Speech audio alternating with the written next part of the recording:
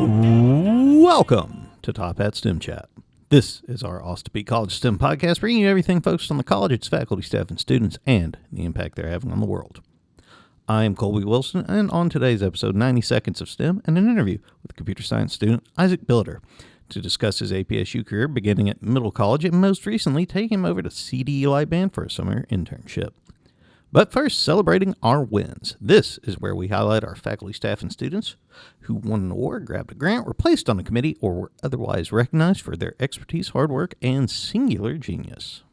Raphael Ashodi from the Computer Science Department and Michael Walker from Aviation Science are two of 12 Austin Peay ROTC cadets to earn the U.S. Army's Distinguished Military Graduate designation. That 12-person class is the highest in Austin Peay history. Austin Peay faculty Jody Albert, Ravi Manimaran, Dr. Emma Beth Vaughn, and Dr. Alex King received a National Science Foundation planning grant to enhance student success by ensuring engineering physics and engineering technology students find their ideal academic path from day one. The grant aims to raise awareness of how Austin Peay offers distinct engineering pathways, each designed to prepare graduates for different but equally valuable career trajectories. Earth and Environmental Science students, faculty, and staff went to Geo Conclave at the end of September, winning the Rock Bowl quiz competition and placing in all 6 technical events at Fall Creek Falls State Park. Austin Peay's mechatronics concentration recently attained full ABET accreditation, marking a significant milestone that addresses both employer demand and student recruitment needs. Austin Peay is now one of 3 colleges across the state to offer 9 or more ABET accredited degree programs. Dr. Joanne Estes, Austin Peay State University professor of biology, principal investigator at the Center of Excellence for Field Biology, and co-founder and executive director of the Southeastern Grassland Institute, has been named a champion of conservation by Garden and Gun magazine. Congratulations to the Prairie Preacher. Those are just a few of our wins in the last few days and weeks. If you have more that I'm not aware of, send those along to wilsonrc@apsu.edu. We'll take a break and be back with Isaac right after this. There's a question bothering your brain that you think you know how to explain. You need a test. Yeah, think up a test. If it's possible to prove it wrong, you're going to want to know before too long. You'll need a test. If somebody says they figured it From Belgrade to CDE Lightband, Isaac Billeter has packed a lot into a brief Austin Peay career. The junior cybersecurity major is making the most of his time by becoming involved in all manner of interesting experiences unique to being a Gov. Now he's here to talk about those opportunities and much more. Isaac, welcome to Top Hat STEM Chat. Thank you very much. Please share a boring fact about yourself. My favorite color is blue. Why blue? Because it's calming and it's cool. Which kind of blue? We talking a royal blue? We talking a baby blue? I like kind of a good deep blue, like maybe not navy, or maybe jeans color. I like jeans color blue. All right. That makes sense. Tell us a little bit about your early life. I grew up, I didn't grow up here actually. I grew up in Kentucky, out in rural Kentucky with a brother and a sister. And, there's a lot, in rural Kentucky, you have a lot of time to just sit and think about what you're thinking about. And so, I got told a lot growing up that I was, smart, and I got encouraged to take whatever opportunity I could. And I think that's kind of an overarching theme in all these sort of things I might be asked to talk about, is that I just took everything they offered me, every opportunity. I was offered advanced classes in freshman year, and then when I was a sophomore, I came to Tennessee, and I was at Northeast High School for my sophomore year, and then they offered me the middle college at Austin Peay, which I took pretty quickly. So which part of rural Kentucky are we talking about? How rural? So Campbellsville, Kentucky. So, I mean, I still consider it like a neighborhood, but no one ever came by to talk very much. So I spent a lot of time on the computer. And that's what I consider fun. Then what brought you to Clarksville? I think it was my dad. My dad got a job here, and I just had to go to whichever school was nearest, and that was Northeast. So the middle college. Talk a little bit about the process of getting into middle college And were you one of the? You weren't one of the first groups that was in middle college, right? No, yeah, no. That I think middle college has been around since like the 2000s, but don't quote me on that. So it's a 2-year dual enrollment program. It's a high school here on campus at Austin Peay, and you take some college classes alongside your high school classes. It used to be you used to take your high school classes in the Marks building, but now it's in the Burt Elementary building. And you spend your junior and senior year there, and by the time you graduate, you get either a year or 2 years of credit, college credit. I got the 1 year option because when I was a sophomore, that's when they offer you to apply for it, and you got to get like references and stuff like that. And I didn't get those, but I was still happy to graduate with a year of credit, and it sounds like kind of like a prestige sort of thing, and it is great, I think, for my resume, but it was I kind of think of it as being like a refuge for people who maybe didn't do so well in a traditional high school environment, and I felt like that fit me pretty well. So you've been on campus, for lack of a better term, through middle college. What made you decide to stay at Austin Peay? Yeah, well, I mean, I'll be honest, it seemed like a good choice. It just seemed like a sensible sort of idea. I had originally intended to, well, yeah. I had some professors here that, were very kind and had encouraged me, and that's kind of what keeps you going. That's what makes you feel connected to the community. Alongside like clubs and other opportunities I'd found here. I know that I think my first like big thing that I felt like I got here was that Kennedy internship down the road. There's a lot to do here. And while I had initially intended to maybe transfer out, I was kind of kept here just eventually. And I'm just like, well, I think I'll graduate here and just keep taking whatever I can.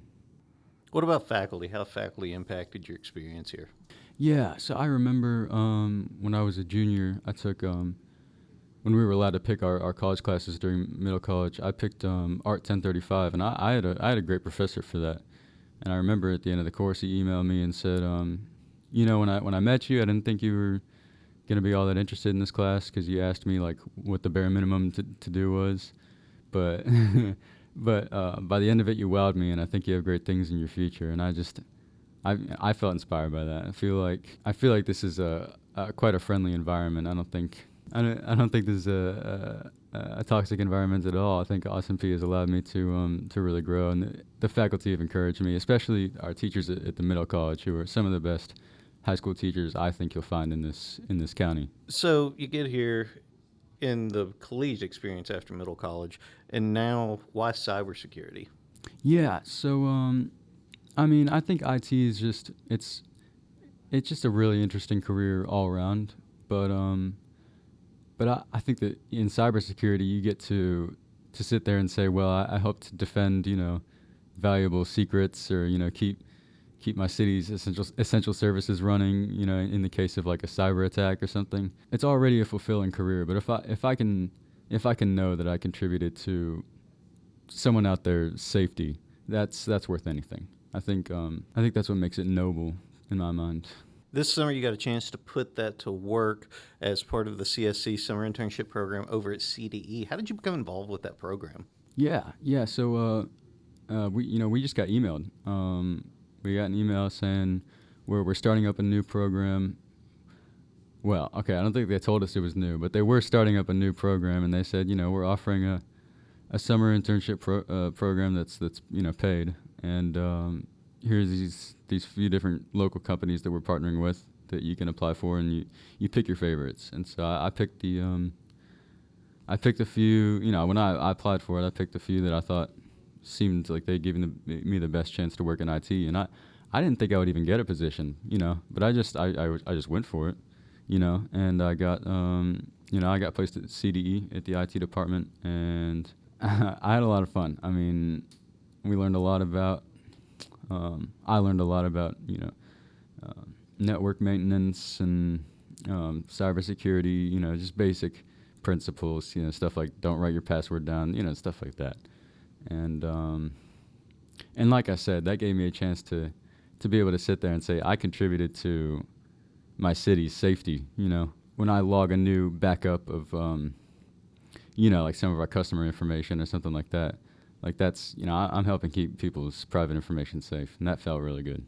With it being the first program, for lack of a better word, them getting it off the ground with your cohort, did you guys feel like guinea pigs a little bit, like they're seeing what works and what doesn't work with us? Yeah, absolutely. And there were a lot of things that they put in there that seemed a little bit like experimental. I mean, so a big part of the program was that you spend Monday through Friday actually working at your like local company, and there were about 11 of us, I think. And then every Friday, we all come to the campus and we listen to some lectures about, like advancing your career, and they get some guests to come up and speak about, LinkedIn and references and networking and stuff like that. To be completely honest, yes, I felt like maybe there were some lectures that weren't entirely like pertinent, but for the most part, I felt like that was a huge bit of knowledge for me. Stuff like, I mean, I never, made my LinkedIn profile before then, but I started up and I started adding stuff to it, and it was a big sort of career coach experience. Was the work experience the more valuable takeaway, or was it all the career coaching and the opportunities to understand how to make a resume, how to build a LinkedIn, that was of more value at the end of the day? Oh man, that is tough. That is really tough. That is really tough for me to say. I like to think that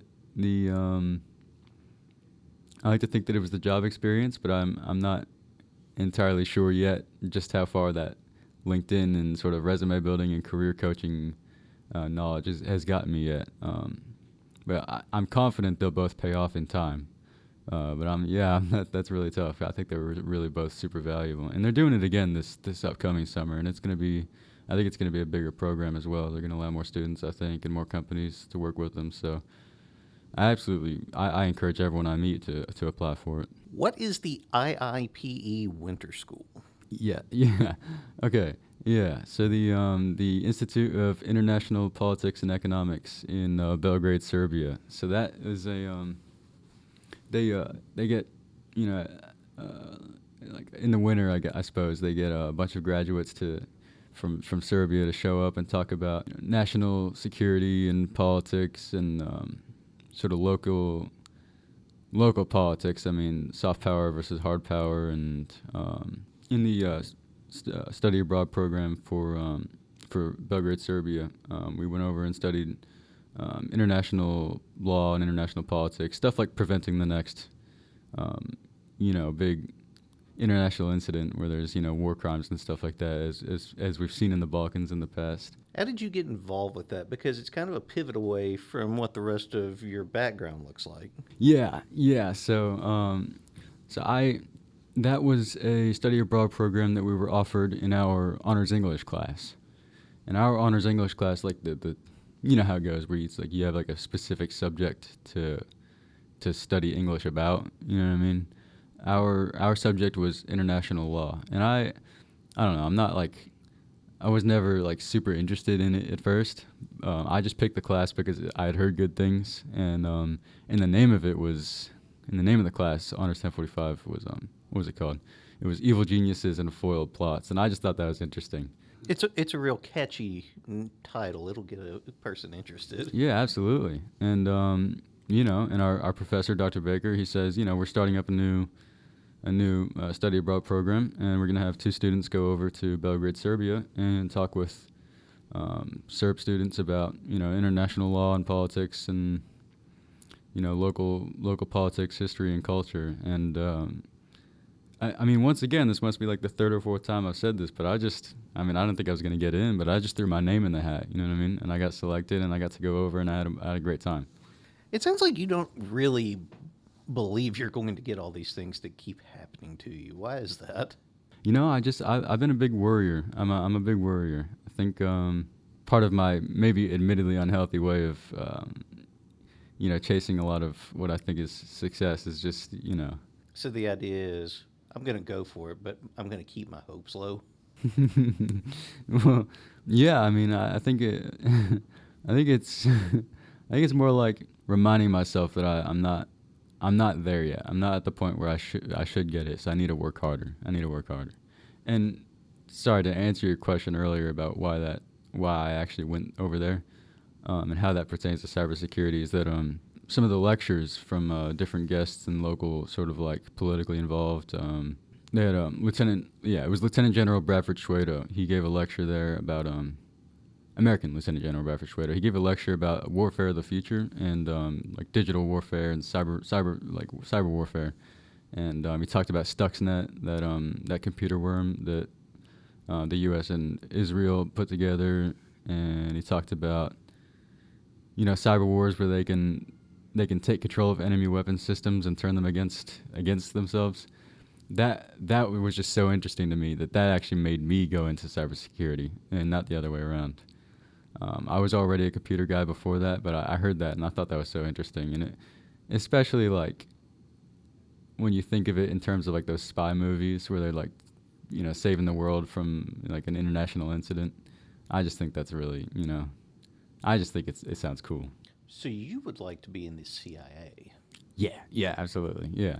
I mean, I think it's maybe a little bit of wishful thinking, but that's kind of how I like to think about it is, maybe one of these days I can be one of those people that helps save the world. I think of that spy movie, Christopher Nolan's Tenet. There's a quote at the end about saving the world from what might have been and how, you might never get thanked for it, but it's your job, How was Belgrade? Oh, I mean, Belgrade was beautiful. It was beautiful. I think, I mean, it obviously has a really rich history. It goes back, just thousands of years and maybe not. I mean, several hundreds of years. I mean, we've seen like castles that had been built upon each other over the centuries. You could see the different, you could just see centuries of history that had passed in Belgrade. And we saw those protests. I don't know if you've heard about those protests a few months ago. Students were marching about, I think it was protesting the sort of a bit of what many people have described as a surveillance state over there. It was crazy. I mean, I saw them in person. I locked eyes with some of those protesters as they were walking, and I've talked about this before, but it felt a little empowering to see students on the other side of the world, making a ruckus and actually making a scene and Stirring up a little bit of good trouble. Yeah, yeah. For students interested in studying abroad, what do you feel like is the biggest misconception about the whole experience? Yeah. So, like, what you've got to understand is that, like, they're not hesitant to get you on board with the program. Like, if you apply, they're not reading your application and thinking, oh, we don't want this person. Like, they want you to apply. Like, our biggest struggle, because I've been trying to help promote Serbia 2026, our biggest struggle has just been getting people to go out and try and apply for it because they don't know how good it is, And a lot of them have this feeling that they won't get in anyway, or they won't be able to pay for it, and that just discourages so many people that I think would otherwise be a good contribution to the program. And for the record, there are grants that we've been encouraging people to apply for that will help them pay for the program pretty much entirely if they get them both. When and where were you happiest? You mean like in general? Yes. In general, when and where was I happiest? Oh man. I think when I first got to Austin Peay, I think this is such a it's such a nice environment, and it's got this this nice community, and the university center was really, I mean, okay, for the like middle college is a program that gives you a lot of freedom and entrusts you to be responsible with your own time. And so in between classes, like you pretty much just get to, walk around campus and stuff like that and just hang out. And that was so amazing to me, just hanging out on the college campus and being, an adult. And especially here. I mean, I like it here, and just meeting new people and getting to see how big the world can be, especially if you just get out there and try. What is your biggest fear? Wow. That is tough. I'm a little afraid to maybe not meet my full potential. I've been, it's a frightening thing to go off to college and have to face all these, deadlines and, applying for programs and extracurriculars that could otherwise, change your life.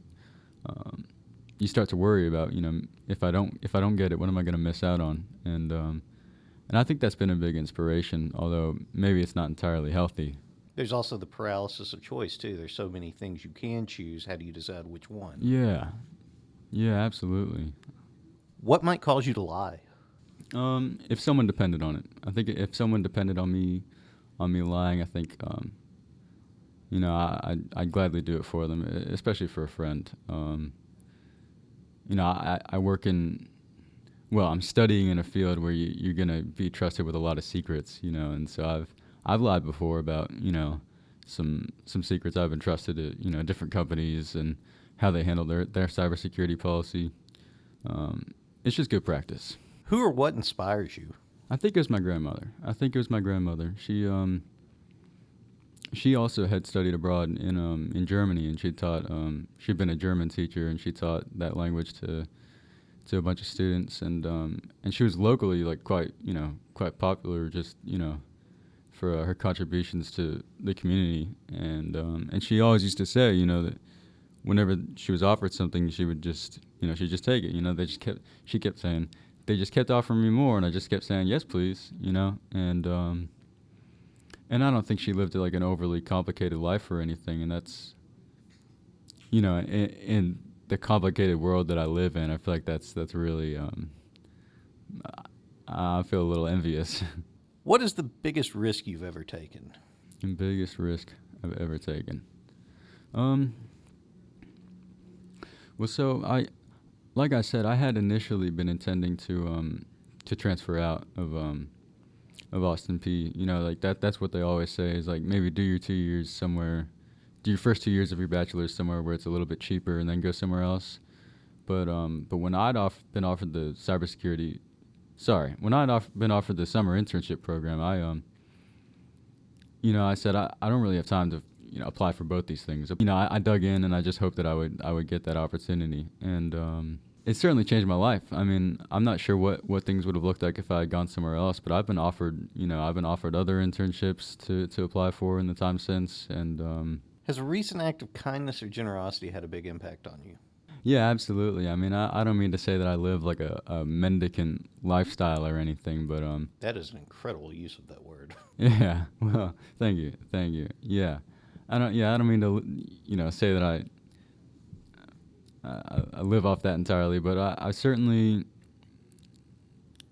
get encouraged to try and make up for my mistakes by my peers and by my professors and just it's incredible what a little bit of leniency can do. You know what I mean? And again, not to step into like being mendicant exactly, but like give me a chance to make a mistake and then grow. You know what I mean? Like maybe miss a paper, or miss an assignment and say, look, I'm sorry I missed that assignment. If I'm going to do better in the future. And often that's all it takes. You know what I mean? Often that's all it takes for your professor to say, all right, that's a contrite apology and a very politely worded email. So, I'll give you a second chance and just please try to do better, And that has made such a huge difference in my ability to perform here at school.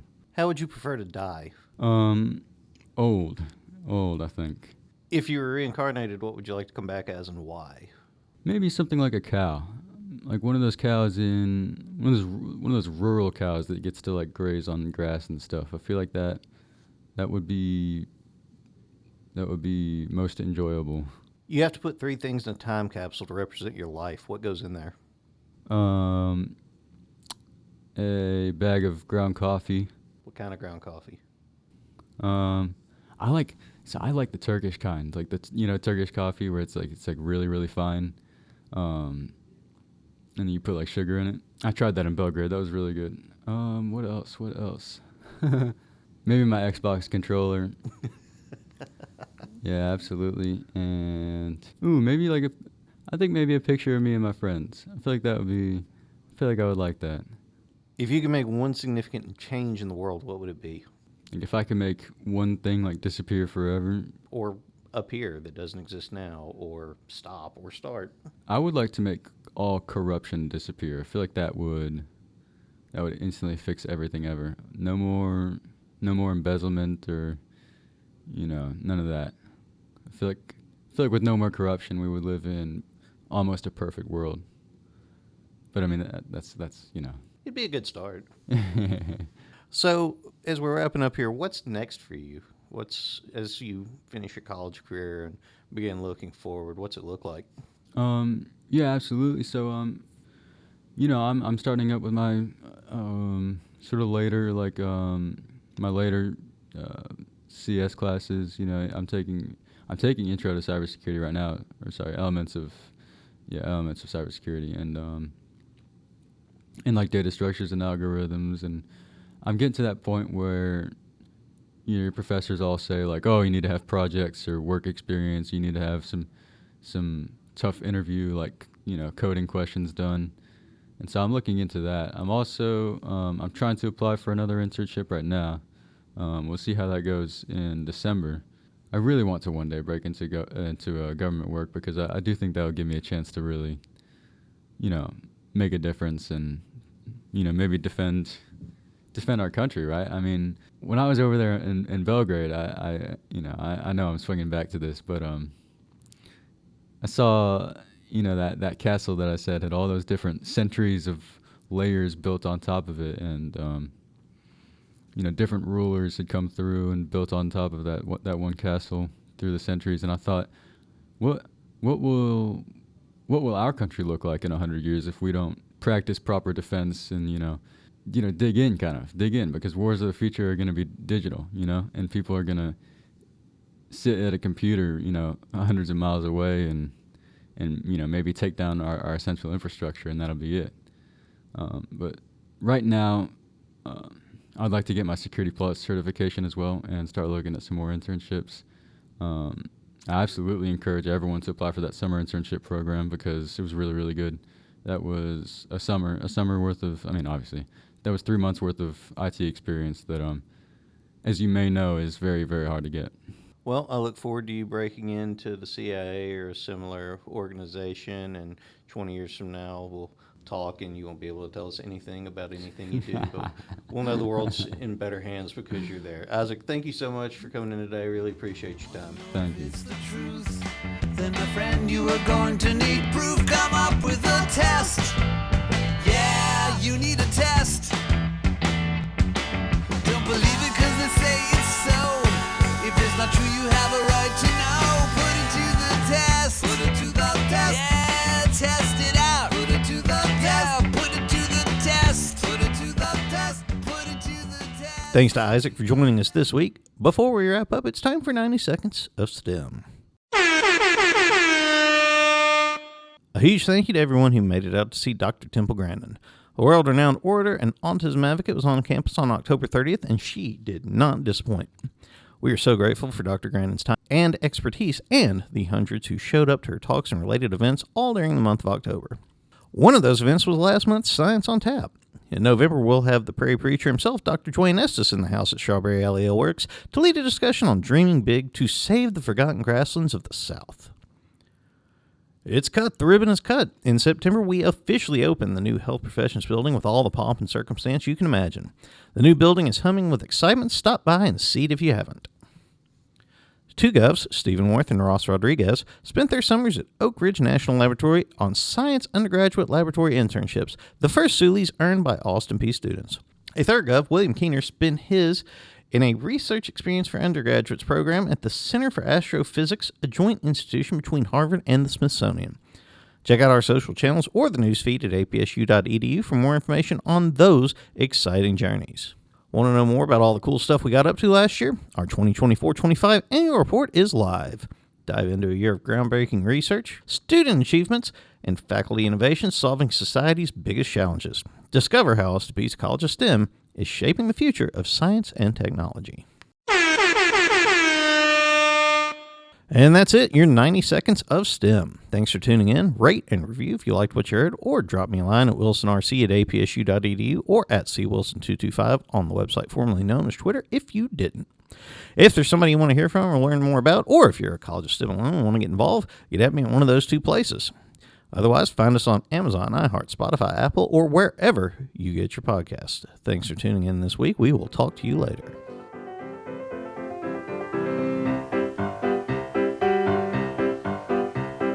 There's antimony, arsenic, aluminum, selenium, and hydrogen and oxygen and nitrogen and rhenium, and nickel, neodymium, neptunium, germanium, and iron, americium, ruthenium, uranium, europium, zirconium, lutetium, vanadium, and lanthanum, and osmium, and astatine, and radium, and gold, protactinium, and indium, and gallium, and iodine, and thorium, and thulium, and thallium.